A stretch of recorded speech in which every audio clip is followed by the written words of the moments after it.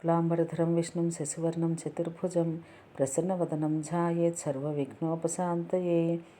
పెద్దలకు ఎందుకు నమస్కరించాలి అనేది తెలుసుకుందాం. కురుక్షేత్ర సంగ్రామం భీకరంగా జరుగుతున్న రోజులవి. ఒకరోజు యుద్ధం అయిపోయాక దుర్యోధనుడు, పితామహ, మీరు పక్షపాతంగా వ్యవహరించకపోతే మీ ధాటికి పాండవులు నిలవలేరు కదా అన్నాడు. దానికి భీష్ముడు బాధపడి, రేపటి పోరులో పాండవులను చంపి తీరుతాను అన్నాడు. దుష్టచతుష్టయం ఆనందించింది. కానీ భీష్ముడి సామర్థ్యం తెలిసిన పాండవులు ఈ ప్రకటన విని కలవరపడ్డారు. శ్రీకృష్ణుడు వారిని శాంతపరిచి ద్రౌపదిని వెంటబెట్టుకుని భీష్ముడి శిబిరానికి వెళ్ళాడు. వెళ్ళగానే భీష్ముడికి సాష్టాంగ నమస్కారం చెయ్యమని ముందే సూచించాడు. ఆమె అలానే చేసింది. భీష్ముడు అఖండ సౌభాగ్యవతి భవ అని ఆశీర్వదించి చిరునవ్వుతో, అమ్మా, కృష్ణుడు వచ్చాడు కదా అన్నాడు.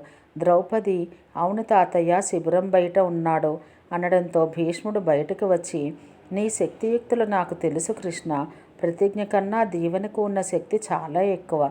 సరే, నేను పాండవుల జోలికి రాకుండా ఉండేందుకు ఇలా చెయ్యండి అంటూ ఒక మార్గాన్ని సూచించాడు. శ్రీకృష్ణుడు ద్రౌపదిని వెంట పెట్టుకుని బయలుదేరాడు. చూశావా, భీష్ముడికి నమస్కరించడం ద్వారా నీ భర్తలు జీవితాన్ని పొందారు. నువ్వు ఇలాగే ప్రతిరోజు భీష్మ, ధృతరాష్ట్ర, ద్రోణాచార్యులు తదితర పెద్దలకు సదా నమస్కరిస్తూ ఉండు అన్నాడు. ద్రౌపది అలాగేనంటూ కృష్ణుడికి నమస్కరించింది.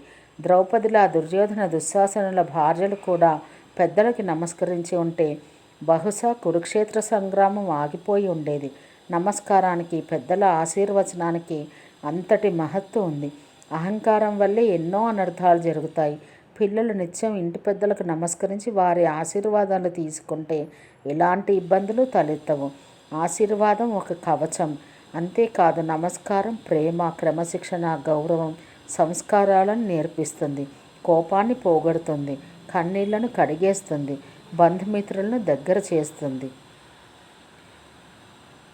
కృష్ణం వందే జగద్గురుం.